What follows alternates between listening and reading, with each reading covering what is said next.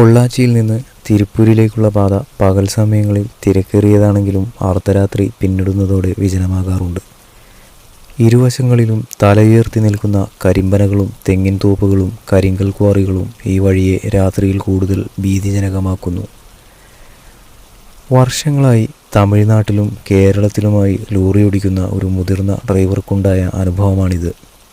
അന്ന് സമയം പുലർച്ചെ 2 മണി കഴിഞ്ഞിരുന്നു. പൊള്ളാച്ചിയിൽ നിന്ന് ലോഡുമായി തിരുപ്പൂരിലേക്ക് പോവുകയായിരുന്നു അദ്ദേഹം. റോഡിൽ മറ്റു വണ്ടികളൊന്നും ഉണ്ടായിരുന്നില്ല. വണ്ടിയുടെ ഹെഡ്ലൈറ്റ് വെളിച്ചം മാത്രം തുളച്ചു കയറുന്ന ഇരുട്ടിലേക്ക് കനത്ത മഞ്ഞും പെയ്തിറങ്ങിയിരുന്നു. ഡ്രൈവിങ്ങിലെ ഉറക്കം കളയാൻ അദ്ദേഹം റേഡിയോയിലെ പാട്ടിൻ്റെ ശബ്ദം കൂട്ടിവെച്ചു. ഒരു വിജനമായ വളവ് തിരിഞ്ഞപ്പോൾ ദൂരെ റോഡിൻ്റെ വശത്ത് ആരോ കൈകാട്ടി നിൽക്കുന്നത് ലോറിയുടെ വെളിച്ചത്തിൽ പതിഞ്ഞു. നല്ല കട്ടിപ്പുക പോലുള്ള മഞ്ഞിൽ അവ്യക്തമായ ഒരു രൂപം. ഈ അർദ്ധരാത്രിയിൽ അതും വന്യമൃഗങ്ങളും സാമൂഹ്യവിരുദ്ധരും ഉണ്ടാകാൻ സാധ്യതയുള്ള ഈ കാട്ടുപ്രദേശത്ത് ആരായിരിക്കും ഒരു സ്ത്രീ ഒറ്റയ്ക്ക് നിൽക്കുന്നത് എന്ന ചിന്തയിൽ ഡ്രൈവർ വണ്ടി നിർത്താതെ പതുക്കെ മുന്നോട്ടെടുത്തു. എന്നാൽ ലോറി ആ രൂപത്തിന് തൊട്ടടുത്തെത്തിയപ്പോൾ അദ്ദേഹം ഞെട്ടിപ്പോയി. വെള്ളവസ്ത്രം ധരിച്ച ഇരുണ്ട നീണ്ട മുടിയുള്ള ഒരു സ്ത്രീയായിരുന്നു അത്. അവരുടെ കയ്യിൽ ഒരു കുഞ്ഞുണ്ടായിരുന്നു. അവർ ദയനീയമായി ലോറിക്ക് കൈ കാണിച്ചു. അപകടമണത്ത ഡ്രൈവർ വണ്ടി നിർത്താതെ ആക്സിലറേറ്റർ അമർത്തി ലോറി മുന്നോട്ടെടുത്തു. എന്നാൽ കണ്ണാടിയിലൂടെ പുറകിലേക്ക് നോക്കിയ അദ്ദേഹത്തിൻ്റെ ചോര മരവിച്ചു പോകുന്ന കാഴ്ചയാണ് പിന്നീട് കണ്ടത്. ആ സ്ത്രീരൂപം ലോറിക്ക് പിന്നാലെ ഓടാൻ തുടങ്ങി. വെറും ഓട്ടമല്ല, മണിക്കൂറിൽ 60-ലധികം കിലോമീറ്റർ വേഗതയിൽ പോകുന്ന ലോറിയുടെ തൊട്ടൊപ്പം ഓടിയെത്താൻ തക്ക വേഗതയായിരുന്നു അതിന്. ലോറിയുടെ ക്യാബിൻ്റെ ജനലിന് നേരെ വശങ്ങളിലൂടെ ആ രൂപം ഒഴുകി നീങ്ങുന്നത് പോലെ തോന്നിപ്പിച്ചു. ഭയം വരിഞ്ഞു മുറുക്കിയ ഡ്രൈവർ വണ്ടിയുടെ വേഗത പരമാവധി കൂട്ടി. പെട്ടെന്നാണ് വിൻഡോ ഗ്ലാസിന് തൊട്ടപ്പുറത്ത് ആ മുഖം പ്രത്യക്ഷപ്പെട്ടത്. ഇരുട്ടിൽ തിളങ്ങുന്ന കണ്ണുകളും വികൃതമായ പല്ലുകളുമുള്ള ഭയപ്പെടുത്തുന്ന ഒരു മുഖം. ആ രൂപം വിൻഡോ ഗ്ലാസിൽ ശക്തിയായി തട്ടാൻ തുടങ്ങി. ഭയം കാരണം നിയന്ത്രണം നഷ്ടപ്പെട്ട ലോറി റോഡിൽ നിന്ന് തെന്നിമാറാൻ തുടങ്ങിയെങ്കിലും ഡ്രൈവർ സർവ്വശക്തിയുമെടുത്ത് വണ്ടി നേരെയാക്കി മുന്നോട്ട് പാഞ്ഞു. തൊട്ടടുത്തുള്ള ടൗൺ അതിർത്തിയിലെ വെളിച്ചത്തിലേക്ക് വണ്ടി പ്രവേശിച്ചതും ആ രൂപം വായുവിൽ അലിഞ്ഞില്ലാതായി. വർഷങ്ങൾക്ക് മുൻപ് ഈ റൂട്ടിലെ ഒരു വളവിൽ വച്ച് അമിതവേഗതയിൽ വന്ന വണ്ടിയിടിച്ച് ഒരു അമ്മയും കുഞ്ഞും മരിച്ചിരുന്നു. അതിനുശേഷമാണ് രാത്രികാലങ്ങളിൽ ഇവിടെ ഒറ്റയ്ക്ക് യാത്ര ചെയ്യുന്ന ഡ്രൈവർമാർക്ക് മുന്നിൽ ഈ രൂപം പ്രത്യക്ഷപ്പെടാൻ തുടങ്ങിയതെന്ന് പറയപ്പെടുന്നു. ആദ്യ രാത്രിയിലെ ആ ഭയാനകമായ അനുഭവത്തിന് ശേഷം പൊള്ളാച്ചി തിരുപ്പൂർ റൂട്ടിലെ ആ നിഗൂഢ രൂപത്തെക്കുറിച്ചുള്ള ഭയം ഡ്രൈവർമാർക്കിടയിൽ ഒരു കാട്ടുതീ പോലെ പടർന്നു. പലരും കൂട്ടമായി മാത്രമേ വണ്ടികൾ ഓടിച്ചിരുന്നുള്ളൂ. എന്നാൽ ഈ സംഭവങ്ങൾ നടന്ന് കുറച്ച് നാളുകൾക്ക് ശേഷം ഇതേ റൂട്ടിൽ യാത്ര ചെയ്ത മറ്റൊരു ഡ്രൈവർക്ക് അതിനേക്കാൾ ഭീതിജനകമായ മറ്റൊരു അനുഭവം കൂടിയുണ്ടായി. വർഷങ്ങളായി തമിഴ്നാട് അതിർത്തികളിൽ സർവീസ് നടത്തുന്ന തൻ്റെടിയായ ഡ്രൈവർ രാമകൃഷ്ണൻ ഈ പ്രേതകഥകൾ ഒന്നും വിശ്വസിച്ചിരുന്നില്ല. കൂടെ എപ്പോഴും സംസാരിച്ചു കൊണ്ടിരിക്കുന്ന സുരേഷ് എന്ന ചെറുപ്പക്കാരനായ ക്ലീനറും ഉണ്ടായിരുന്നു. ഒരു ഒക്ടോബർ മാസത്തിലെ തണുപ്പുള്ള രാത്രി പൊള്ളാച്ചിയിൽ നിന്ന് പച്ചക്കറി ലോഡുമായി തിരുപ്പൂരിലേക്ക് അവർ പുറപ്പെട്ടു. അന്ന് കനത്ത മഴ പെയ്തു തോർന്നതേ ഉണ്ടായിരുന്നുള്ളൂ. റോഡിലാകെ മഞ്ഞും നേർത്ത പുകമറയും നിറഞ്ഞിരുന്നു. കൃത്യം പുലർച്ചെ 3 മണിക്ക് ആ അപകട വളവിലേക്ക് ലോറി പ്രവേശിച്ചു. പെട്ടെന്ന് ലോറിയുടെ ഹെഡ്ലൈറ്റ് വെളിച്ചത്തിൽ റോഡിന് നടുവിലായി ഒരു തടസ്സം കണ്ടു. വണ്ടി നിർത്തി നോക്കിയപ്പോൾ അതൊരു ചെറിയ പെട്ടിയോ ബാഗോ ആണെന്ന് തോന്നിപ്പിച്ചു. വണ്ടി നിർത്തി സുരേഷ് പുറത്തിറങ്ങി. ആ ബാഗ് കയ്യിലെടുത്തു. അതിനുള്ളിൽ നിന്നും എന്തോ ദ്രാവകം താഴേക്ക് ഒലിച്ചിറങ്ങുന്നുണ്ടായിരുന്നു. അതിന് കടും ചുവപ്പ് നിറമായിരുന്നു. പെട്ടെന്ന് ആ ബാഗിനുള്ളിൽ നിന്നും ദയനീയമായ ഒരു കുഞ്ഞിൻ്റെ കരച്ചിൽ കേൾക്കാൻ തുടങ്ങി. ഭയന്ന് വിറച്ച സുരേഷ് ബാഗ് അവിടെ തന്നെ ഉപേക്ഷിച്ച് തിരിഞ്ഞോടി ലോറിയുടെ ക്യാബിനിലേക്ക് കയറി വണ്ടിയെടുക്കാൻ നിലവിളിച്ചു പറഞ്ഞു. പേടിച്ചുപോയ രാമകൃഷ്ണൻ വണ്ടി മുന്നോട്ടെടുത്തു. എന്നാൽ യഥാർത്ഥ ഭയം വണ്ടിക്കുള്ളിൽ തന്നെയായിരുന്നു അവരെ കാത്തിരുന്നത്. വണ്ടിയുടെ AC ഓണായിരുന്നില്ലെങ്കിലും ക്യാബിനുള്ളിലെ തണുപ്പ് പെട്ടെന്ന് അസഹനീയമായി മാറി.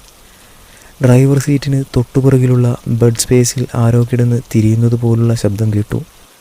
രാമകൃഷ്ണൻ മെല്ലെ വണ്ടിയുടെ ഉൾവശത്തെ മിററിലേക്ക് നോക്കി. അവിടെ പുറകിലെ സീറ്റിൽ പൂർണ്ണമായും നനഞ്ഞൊട്ടിയ നീണ്ട മുടിയുള്ള ഒരു സ്ത്രീരൂപം ഇരിക്കുന്നുണ്ടായിരുന്നു. അവരുടെ മടിയിൽ ഒരു തുണിയിൽ പൊതിഞ്ഞ നിലയിൽ എന്തോ ഒന്നുണ്ടായിരുന്നു. ആ സ്ത്രീയുടെ മുഖം ഇരുട്ടിൽ വ്യക്തമായിരുന്നില്ലെങ്കിലും അവരുടെ ചുണ്ടുകളിൽ ഭയപ്പെടുത്തുന്ന ഒരു ചിരിയുണ്ടായിരുന്നു. പെട്ടെന്ന് പുറകിലിരുന്ന ആ രൂപം രാമകൃഷ്ണൻ്റെ തോളിലേക്ക് കൈവച്ചു. മഞ്ഞുകട്ടയേക്കാൾ തണുപ്പുള്ള ആ സ്പർശനം ഏറ്റതും രാമകൃഷ്ണൻ്റെ ശരീരം തളർന്നുപോയി. എൻ്റെ കുഞ്ഞിനെ ഒന്ന് നോക്കിക്കേ. വണ്ടിക്കുള്ളിൽ ആകെ മുഴങ്ങുന്ന രീതിയിലുള്ള ഒരു ശബ്ദം അവർ കേട്ടു. സുരേഷ് ഭയം കൊണ്ട് ബോധരഹിതനായി സീറ്റിലേക്ക് വീണു. രാമകൃഷ്ണൻ തൻ്റെ സർവ്വശക്തിയുമെടുത്ത് ദൈവനാമം ജപിച്ചുകൊണ്ട് കണ്ണുകളടച്ച് ആക്സിലറേറ്റർ ചവിട്ടിപ്പിടിച്ചു. റോഡരികിലെ ഒരു വലിയ കാൽദൈവത്തിൻ്റെ കോവിലിന് മുന്നിലേക്ക് ലോറി പാഞ്ഞെത്തിയതും വണ്ടിക്കുള്ളിലെ കനത്ത തണുപ്പ് പെട്ടെന്ന് അപ്രത്യക്ഷമായി. തോളിലെ ആ തണുത്ത കൈകളുടെ സ്പർശനവും ഇല്ലാതായി. രാമകൃഷ്ണൻ വണ്ടി നിർത്തി പുറകിലേക്ക് നോക്കി. അവിടെ ആരും ഉണ്ടായിരുന്നില്ല. സീറ്റിൽ കറുത്ത ചെളിയും കുറച്ച് വെള്ളവും മാത്രം അവശേഷിച്ചിരുന്നു.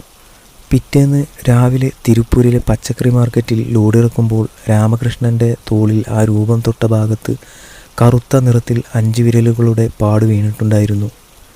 ഈ സംഭവങ്ങൾക്ക് ശേഷം ഡ്രൈവർമാർ ആ പാതയിലെ വിജനമായ വളവുകളിൽ വണ്ടി നിർത്താൻ ഭയന്നു. എന്നാൽ ഇതിനെല്ലാം ശേഷം 1 വർഷം കഴിഞ്ഞപ്പോൾ തമിഴ്നാട് ട്രാൻസ്പോർട്ട് കോർപ്പറേഷൻ്റെ ഒരു നൈറ്റ് സർവീസ് ബസ് ഡ്രൈവർക്ക് ഉണ്ടായ അനുഭവം ഈ കഥയെ കൂടുതൽ ഭയാനകമായ മറ്റൊരു തലത്തിലേക്ക് എത്തിച്ചു. മധുരയിൽ നിന്ന് തിരുപ്പൂരിലേക്ക് പൊള്ളാച്ചി വഴി പോകുന്ന അവസാനത്തെ ഗവൺമെൻറ് ബസ്സായിരുന്നു അത്. സമയം പുലർച്ചെ 1 ബസ്സിൽ ഡ്രൈവറായ സെൽവവും കണ്ടക്ടറായ മുരുകനും പിന്നെ തളർന്നുറങ്ങുന്ന 3-4 യാത്രക്കാരും മാത്രമേ ഉണ്ടായിരുന്നുള്ളൂ. റോഡിൽ കനത്ത കാറ്റും നേർത്ത മഴയും ഉണ്ടായിരുന്നു. വിജനമായ ആ വനമേഖലയിലേക്ക് ബസ് പ്രവേശിച്ചപ്പോൾ ദൂരെ ഒരു വലിയ ആൽമരച്ചുവട്ടിൽ ആരോ കൈ കാണിക്കുന്നത് സെൽവത്തിൻ്റെ ശ്രദ്ധയിൽപ്പെട്ടു. സാധാരണയായി ഇത്തരം സമയങ്ങളിൽ വിജനമായ സ്ഥലങ്ങളിൽ വണ്ടി നിർത്താറില്ലെങ്കിലും ഒരു സർക്കാർ ജീവനക്കാരൻ എന്ന കടമയോർത്ത് സെൽവം ബസ് നിർത്തി. ബസ്സിൻ്റെ മുൻവാതിലിലൂടെ നനഞ്ഞൊട്ടിയ ഒരു രൂപം ഉള്ളിലേക്ക് കയറി. കറുത്ത കോട്ടിട്ട, തലയിൽ തൊപ്പി ധരിച്ച ഒരു പ്രായമായ മനുഷ്യൻ. കയ്യിൽ ഒരു പഴയ തടിയുടെ പെട്ടിയുമുണ്ടായിരുന്നു. അയാളുടെ മുഖത്തേക്ക് നോക്കിയ സെൽവത്തിന് പെട്ടെന്ന് ഒരു കാര്യം മനസ്സിലായി. ബസ്സിലെ ശക്തമായ വെളിച്ചത്തിൽ പോലും അയാളുടെ മുഖം വ്യക്തമാകാതെ ഒരു നിഴൽ പോലെ മൂടിക്കിടക്കുകയായിരുന്നു. കയറിയ ഉടൻ തന്നെ ആ മനുഷ്യൻ ബസ്സിൻ്റെ ഏറ്റവും പുറകിലെ സീറ്റിലേക്ക് നടന്നുപോയി. കണ്ടക്ടർ മുരുകൻ ടിക്കറ്റ് നൽകാനായി ടിക്കറ്റ് മെഷീനുമായി പുറകിലേക്ക് ചെന്നു. എങ്ങോട്ടേക്കാ ടിക്കറ്റ് എന്ന് ചോദിച്ചപ്പോൾ ആ മനുഷ്യൻ ഒന്നും സംസാരിച്ചില്ല. പരുപരുത്ത തൻ്റെ വിരലുകൾ കൊണ്ട് പോക്കറ്റിൽ നിന്ന് പണമെടുത്ത് മുരുകൻ്റെ കയ്യിലേക്ക് വെച്ചു കൊടുത്തു. ആ പണം വാങ്ങിയപ്പോൾ മുരുകന് വിചിത്രമായൊരു തണുപ്പ് അനുഭവപ്പെട്ടു. ടിക്കറ്റ് കൊടുത്ത ശേഷം മുരുകൻ മുന്നിലേക്ക് നടന്നു. എന്നാൽ തൻ്റെ കയ്യിലിരുന്ന പണത്തിലേക്ക് നോക്കിയ മുരുകൻ ഞെട്ടിപ്പോയി. അർദ്ധരാത്രിയിലെ മങ്ങിയ വെളിച്ചത്തിൽ അയാൾ കണ്ടത് ഒരു ഇന്ത്യൻ രൂപയല്ലായിരുന്നു. അത് വർഷങ്ങൾക്ക് മുൻപ് വഴിപാടുകൾക്കായി ഉപയോഗിച്ചിരുന്ന തുരുമ്പിച്ച ഒരു പഴയ ചെമ്പ് നാണയമായിരുന്നു. മുരുകൻ പരിഭ്രാന്തിയോടെ ഡ്രൈവർ സെൽവത്തിൻ്റെ അടുത്തേക്ക് ഓടിയെത്തി നാണയം കാണിച്ചു. സെൽവം വണ്ടി ഓടിച്ചുകൊണ്ട് തന്നെ മുന്നിലെ കണ്ണാടിയിലൂടെ പുറകിലെ സീറ്റിലേക്ക് നോക്കി. വണ്ടിയുടെ മധ്യഭാഗത്തെ സീറ്റുകളിലിരിക്കുന്ന 3 യാത്രക്കാരെയും കണ്ണാടിയിൽ വ്യക്തമായി കാണാം. എന്നാൽ ഏറ്റവും പുറകിലെ സീറ്റിലിരുന്ന ആ കറുത്ത കോട്ടിട്ട മനുഷ്യൻ്റെ രൂപം കണ്ണാടിയിൽ പതിഞ്ഞിരുന്നില്ല. കണ്ണാടിയിൽ ആ സീറ്റ് പൂർണ്ണമായും ശൂന്യമായി കാണപ്പെട്ടു. സെൽവം നേരിട്ട് കഴുത്ത് തിരിച്ചു പുറകിലേക്ക് നോക്കിയപ്പോൾ അവിടെ ആ രൂപം ഇരിക്കുന്നുമുണ്ട്. ഭയം കൊണ്ട് വിറച്ച കണ്ടക്ടറും ഡ്രൈവറും എങ്ങനെയെങ്കിലും അടുത്ത ടൗണിൽ എത്താൻ വണ്ടിയുടെ വേഗത കൂട്ടി. പെട്ടെന്ന് ബസ്സിൻ്റെ പുറകിൽ നിന്ന് ഒരു ഘനമുള്ള തടിയുടെ ശബ്ദം കേട്ടു. ആ മനുഷ്യൻ തൻ്റെ കയ്യിലിരുന്ന പെട്ടി ബസ്സിൻ്റെ തറയിൽ വെച്ച് അത് പതുക്കെ തുറക്കുകയായിരുന്നു. ആ പെട്ടി തുറന്നതും അതിൽ നിന്ന് പുറത്തേക്ക് വന്നത് അതിഭയങ്കരമായ ഒരു കരിഞ്ചന്തയുടെ മണമായിരുന്നു. അതിനുള്ളിൽ നിന്നും എന്തോ ജീവനുള്ള രൂപങ്ങൾ പുറത്തേക്ക് ഇഴഞ്ഞു വരുന്നത് പോലെ തോന്നിപ്പിച്ചു. തൊട്ടടുത്ത നിമിഷം വണ്ടിക്കുള്ളിലെ എല്ലാ ലൈറ്റുകളും ഒന്നിച്ച് കെട്ടുപോയി.